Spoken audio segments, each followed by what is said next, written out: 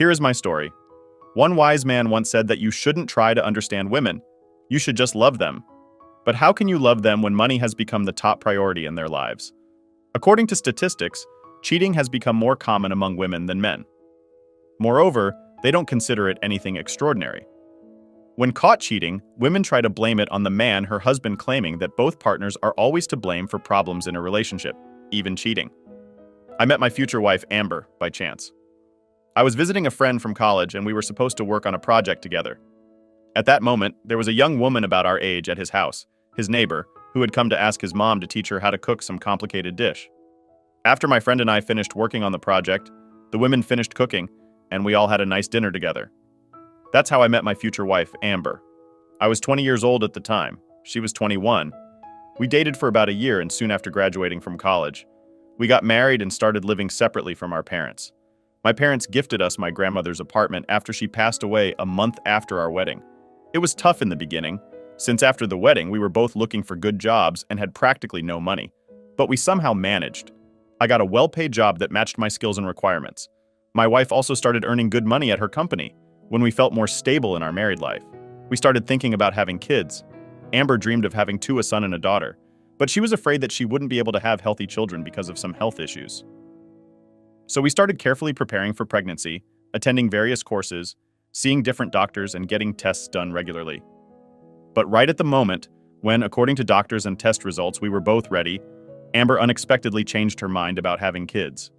She explained that we were too young and that we still had time, so it was better not to rush and focus on other goals instead, like improving our living conditions and changing the apartment to a bigger, preferably 3-bedroom one, so there would be enough space for everyone.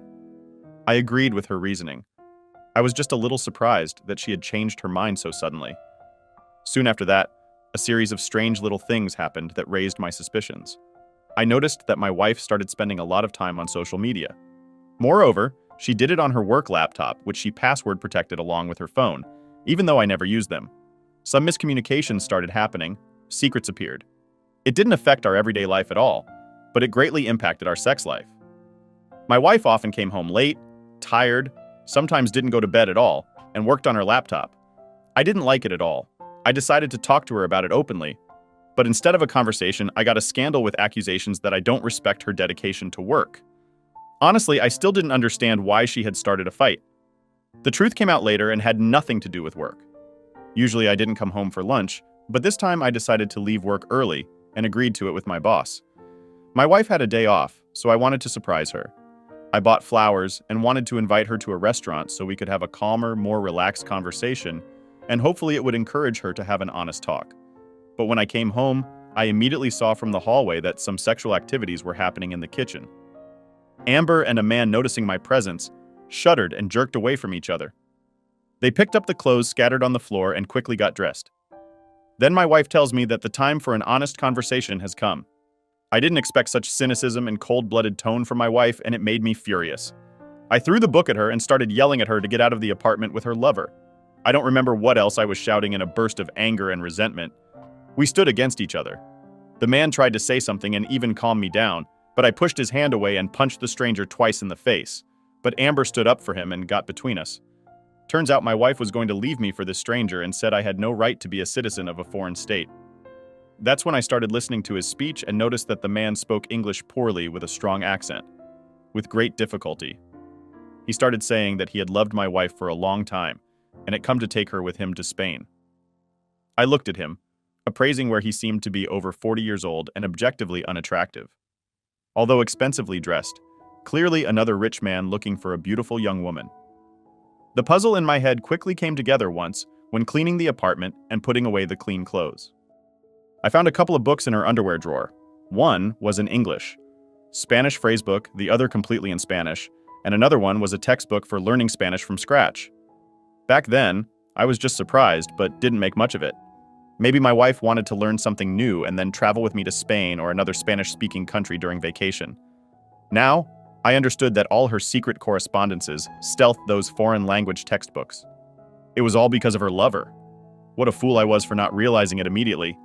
Turns out they were waiting for me to come back from work just in the evening and were going to announce that they had been exchanging letters for about a year already and had been in a secret relationship for almost a month. My wife said she loved this man very much, that she had met the Spaniard online, that they fell in love and he had come for her. He was good, kind, polite, well-mannered, chivalrous, naturally better than me in every way. So she was going to go to Spain with him and live in the port city of Malaga. She said all the divorce papers were already prepared and I could sign them right then. She had already put down her signature. She had packed the belongings she needed for the first little while I could throw out about the rest because her lover promised to buy her everything new. They were flying out in 2 weeks. Plane tickets already purchased. The only thing I managed after that detailed story was to punch that Spaniard in the stomach several times, which made him hastily flee the house. What shocks me is Amber's audacity, as she tried to scold me for such behavior without saying anything. I grabbed her by the hair and pushed her out onto the street, slamming the door right in front of her nose. Soon after, her packed suitcases went flying as well, because she started yelling that she would call the police if I didn't give them back. I didn't feel any regrets over my behavior. On the contrary, I barely held back from slapping Amber herself in the face. If her lover is so well off, he can get her a hotel room and take her to live with him. I immediately called work and took a week off at my own expense.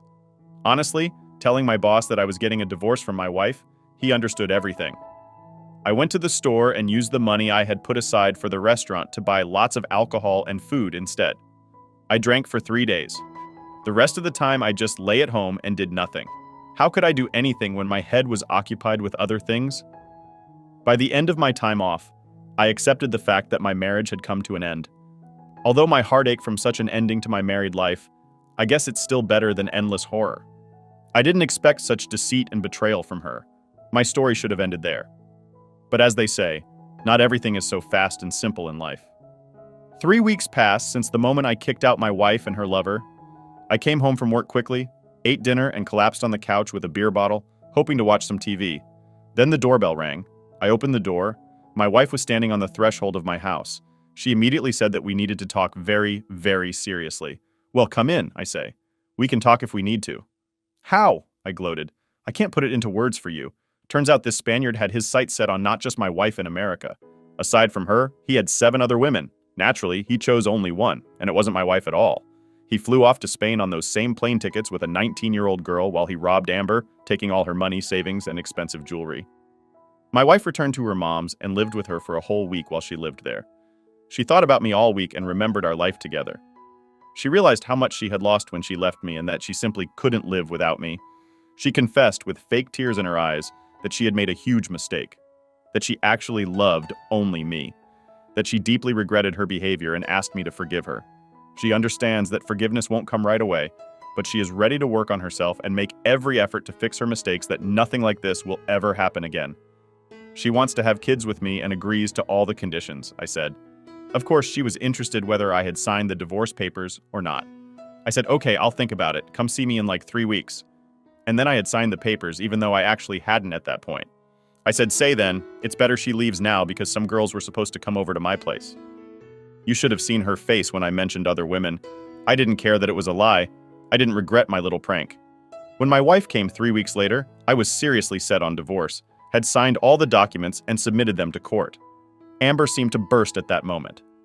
She said that everything she had done was one huge mistake and that she didn't want to lose me. She threw herself on my neck and cried loudly without the fake tears this time. I felt sorry for her, but I didn't have any tender feelings left for her. I couldn't forgive the betrayal and deceit I suffered, and I doubt I ever could. When we got divorced, I felt true relief and freedom. As it turned out, after the divorce, my grandmother's apartment remained mine. So I was at ease and enjoyed the solitude for some time. After the divorce, Amber still hung around me and kept asking for forgiveness for her wrongdoing, probably hoping I'd give our relationship another chance. But it didn't happen. She moved back in with her parents, and that's where our communication ended completely. I don't know how she lives now, and I never thought about it.